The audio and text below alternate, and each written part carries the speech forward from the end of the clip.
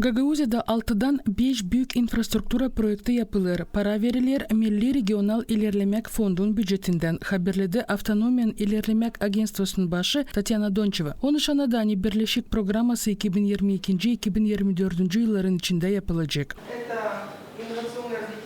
Çiftçilik uğrunda türlü projeler yapılacaklar. Böylece sarmak kurumları çiftçi liderler için sıradaki projekte oturgunmaz öğrenmek prosesi iş adımları için çiftçilik uğrunda. Atprol'ün Beygir turistik kompleksin kurulması için projekt. Çıdırlunga kasabasında revitalizasyya için projektin yapılması ki insanların yaşaması daha iyi olsun. Hem 5. projekt su paklamak sistemasının geçirmesinde projekt.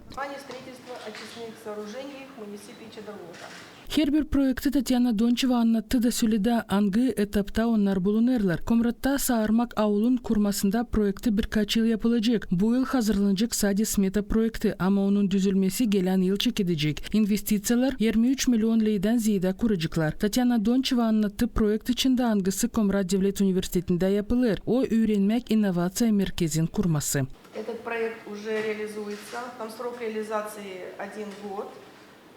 Стоимость проекта 439 тысяч леев. Bu projekt sürecek bir yılın süresinde onun pahası kurar 439 bin lei. Gagauziyan İlerlemek Agentstvosu şimdiden sonra satın aldı hepsi lazımlı tedarlıkları. Var проекторлар, компьютерlar, ноутбуклар.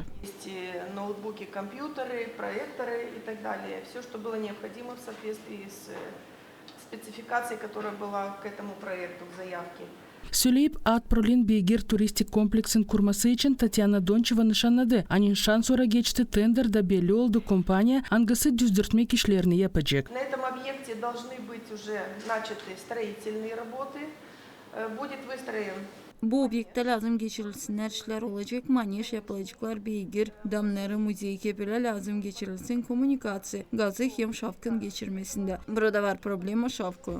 Электросетей своих, потому что на объекте большие проблемы с электричеством. Bu projektlan kontributsiyada bakılır. Onları region kuvvetleri lazım versinler söyledi Tatyana Doncheva. Niçinki onlar projektin partnerlerinden olurlar. Burada partnerler sayılırlar. Автономиyan Bakanı Komiteti Çıdırlunga kasabanın primariyası hem de Gagauziyan İlerlemek Agentstvosu.